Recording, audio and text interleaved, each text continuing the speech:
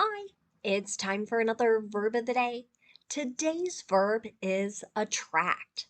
Let's take a moment and review some of the definitions or the ways that we use this verb.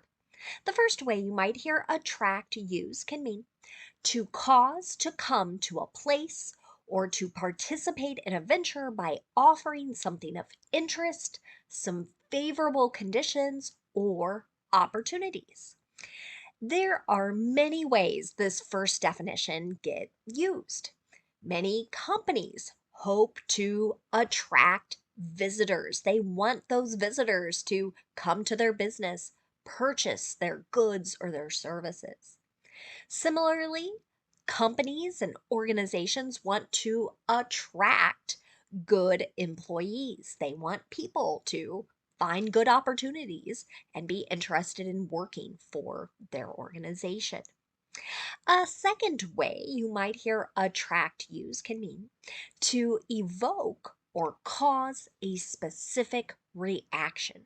Okay, so you might hear of something attracting applause, right? Lots of clapping. That could be one example of that second definition. A third way attract gets used can mean to cause someone to have a liking for something or an interest in something.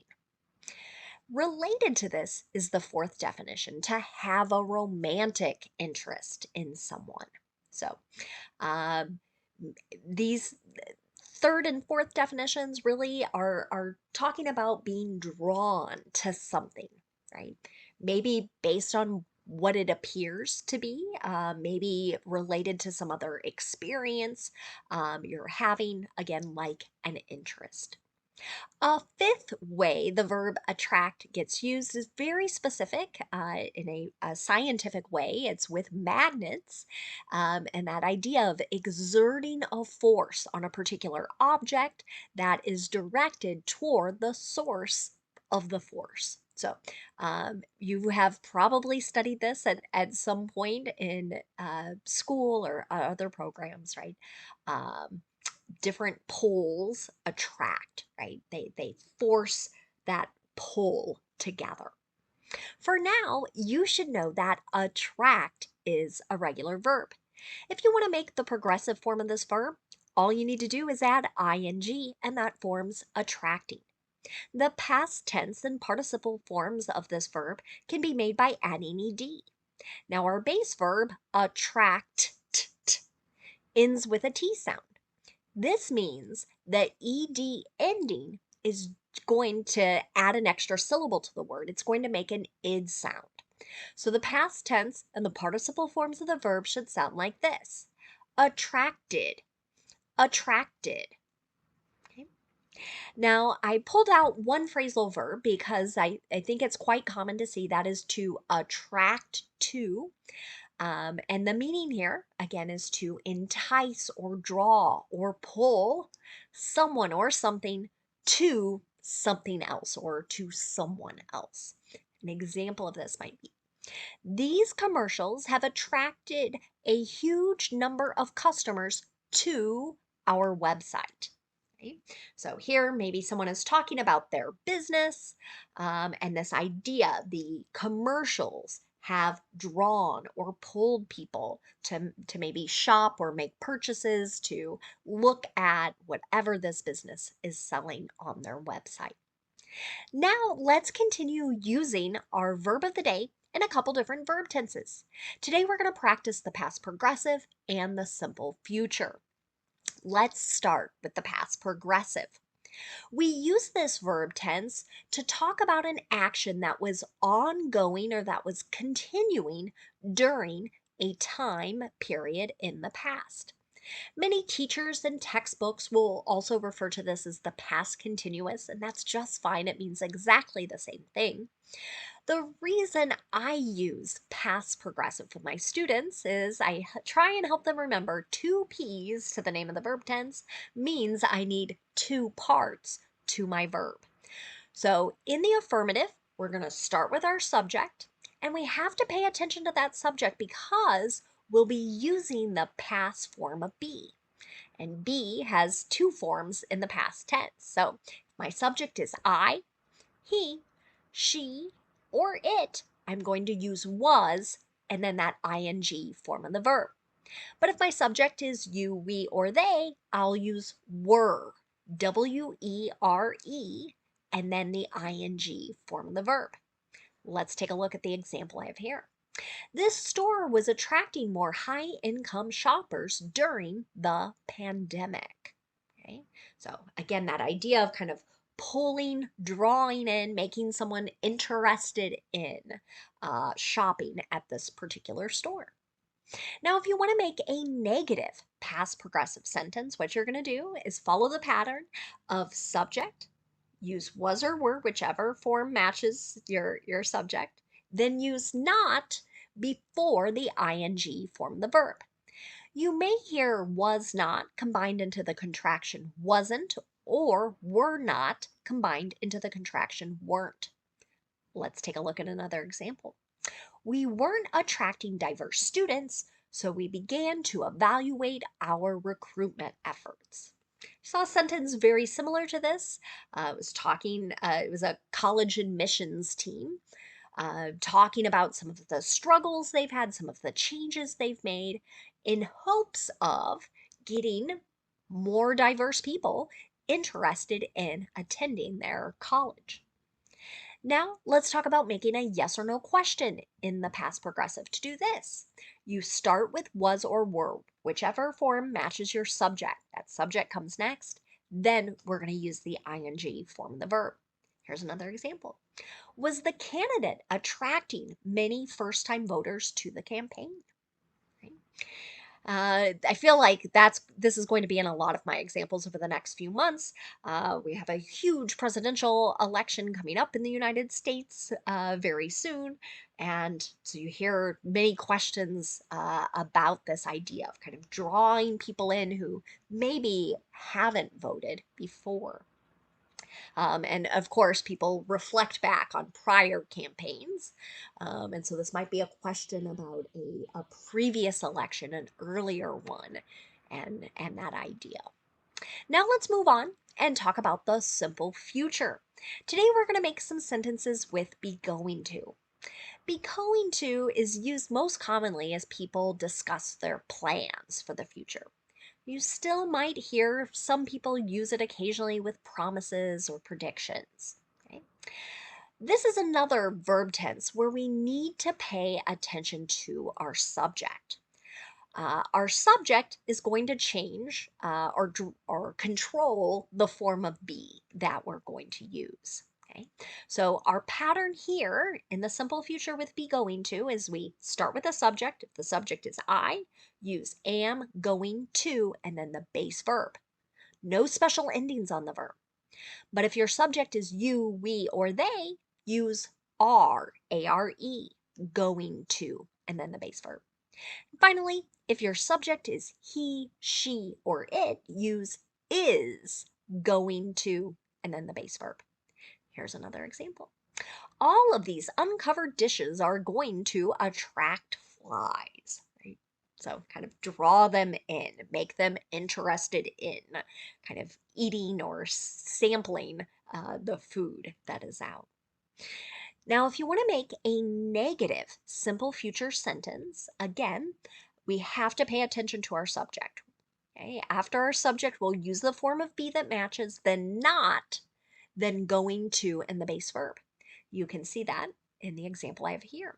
While good hygiene isn't going to attract new customers, poor front of the house hygiene can lose repeat customers. Okay?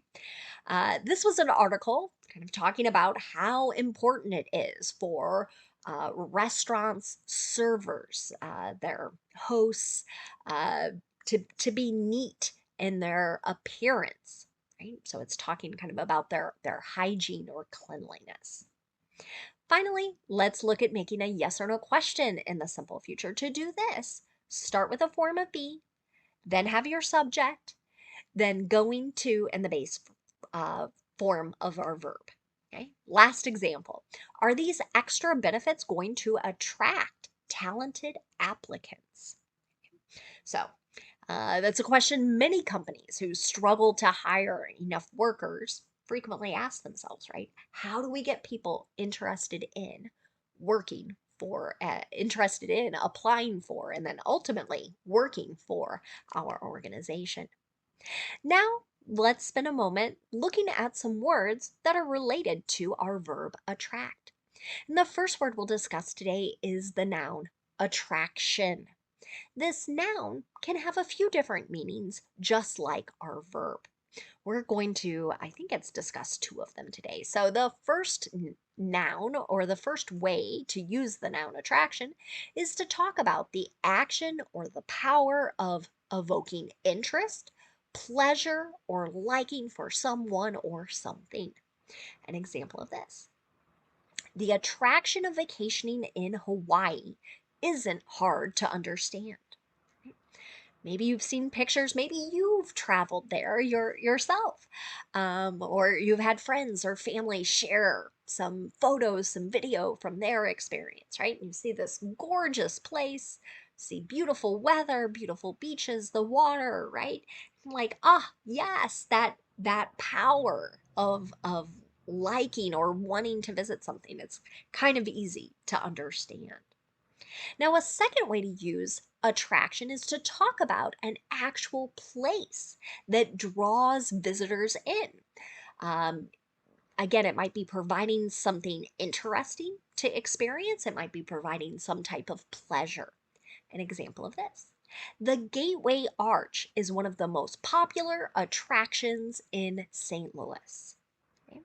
Um, if you haven't seen it, probably worth taking a look at some pictures online. I should have put one here in my notes, but kind of this 630 some odd foot uh, arch that is man-made, and they're kind of special tram cars. You can ride up to the top and overlook the city of St. Louis. It's very exciting to see.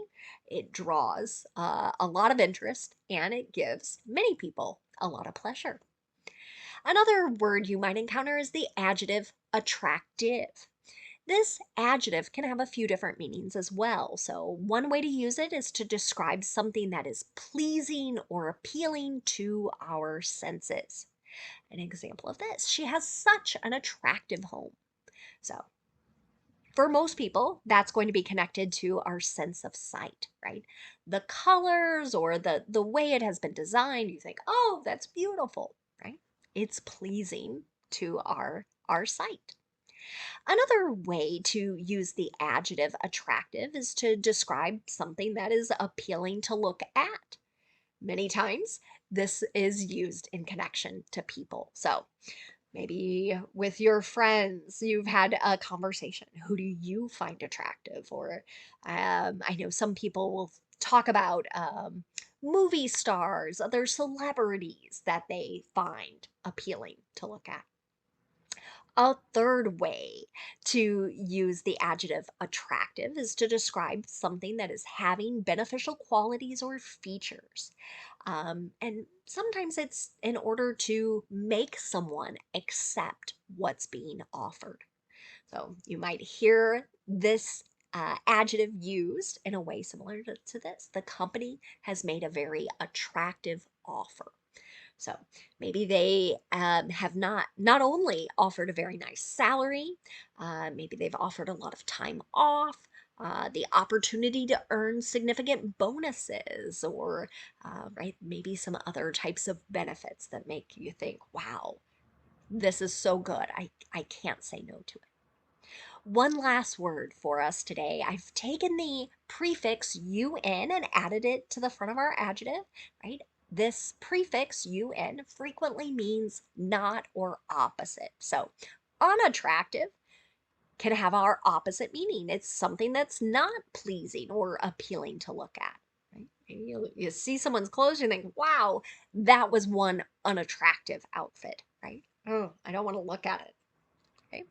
And a second way to use unattractive can be not having beneficial features.